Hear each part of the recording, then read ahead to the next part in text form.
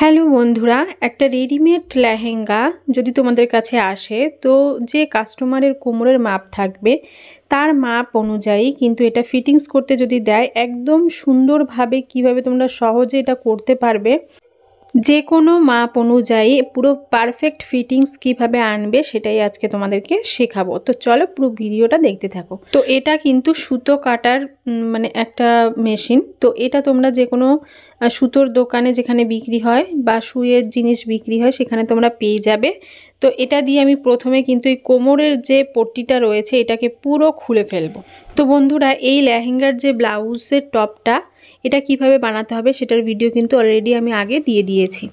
তো দেখো এখানে কিন্তু পুরোটা আমার খোলা কমপ্লিট হয়ে গেছে। তো এবার আমরা কিন্তু এটাকে রেখে দেব। আর এখানে যে লম্বাটা যা থাকবে তোমাদের কাস্টমারের যাই থাকুক না কেন সেই লম্বার সাথে কিন্তু আর হাফ ইঞ্চি তোমরা এখানে যোগ করে নেবে। ঠিক আছে, এখানে যোগ করে নিয়ে মার্কিং করে নেবে। তো এইভাবে ফিতেটাকে কিন্তু এইভাবে ধরে ধরে চারিদিকে তোমরা মার্কিংটা করবে। যেহেতু লেহেঙ্গার কিন্তু একটা রাউন্ড টাইপের একটা শেপের ব্যাপার আসে, সেই জন্য সব জায়গা দিয়ে এইভাবে মাপটা নিয়ে তোমরা এই এক্সট্রা কাপড়টাকে কেটে ফেলে দেবে। তো তারপরে আমাদেরকে কিন্তু এখানে কাস্টমারের কোমরের যে মাপটা রয়েছে সেটা নিয়ে নিতে হবে। তো কোমর রয়েছে কিন্তু 27 ইঞ্চি।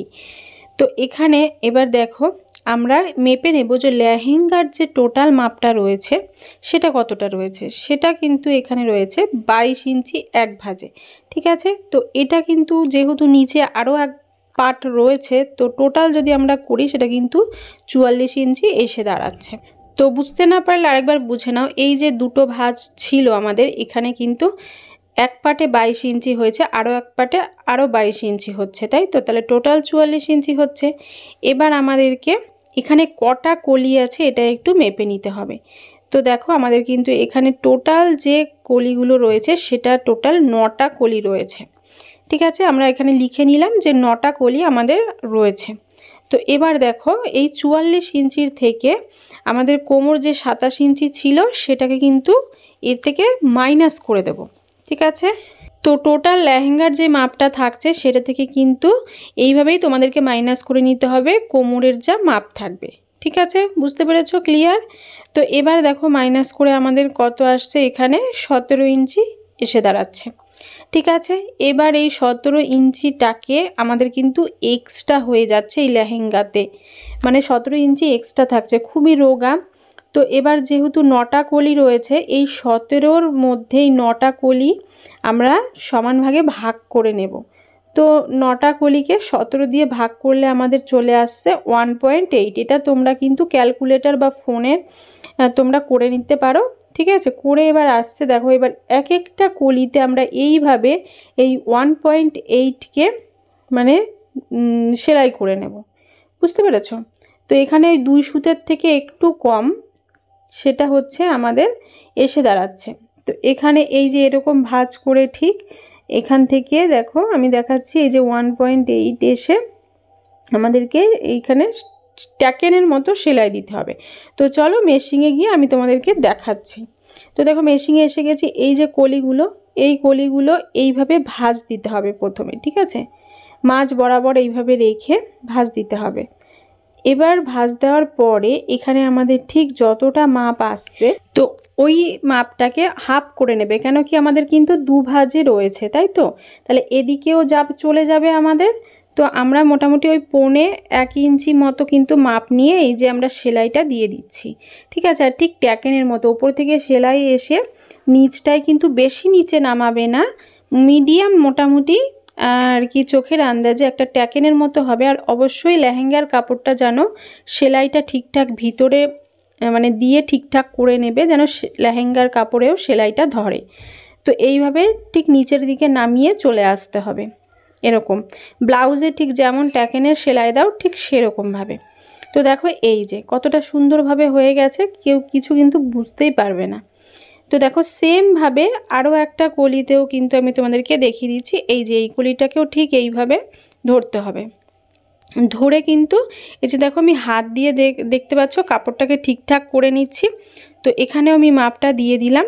তোমাদের মাথায় রাখতে হবে যে টোটাল কিন্তু 1.8টা এই পাশে নেবে না, 1.8টাকে আমি দুভাগ করেছি। করে দেখো যেহেতু আমাদের দুভাজে রয়েছে কাপড়টা, তো সেইভাবেই কিন্তু ট্যাকেনটাকে দিয়ে নিচ্ছি।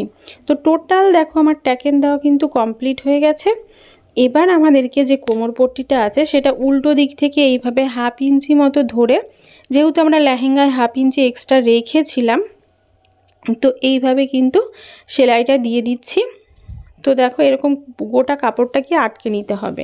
তো বন্ধুরা, তোমাদের যদি কোথাও বুঝতে কোনো রকম অসুবিধে হয় তোমরা অবশ্যই আমাকে কমেন্ট বক্সে জানাবে, আমি কিন্তু তোমাদের কমেন্টের উত্তর দিয়ে দেব। তো দেখো এখানে কিন্তু সেলাই আমাদের কমপ্লিট।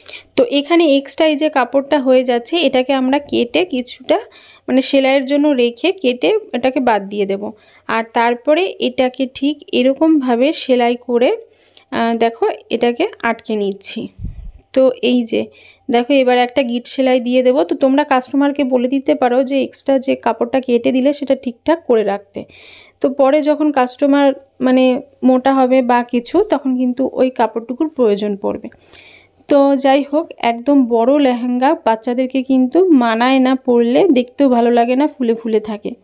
এবার ঠিক সায়া সেলাইটা যেরকম হয় মানে সোজা দিকে এসে ঠিক যেখান থেকে আমরা এই কাপড়টাকে জয়েন্ট করেছি সেই মুখোমুখি রেখে আমরা কিন্তু এই মানে পট্টির কাপড়টাকে সেলাই করে যাচ্ছি।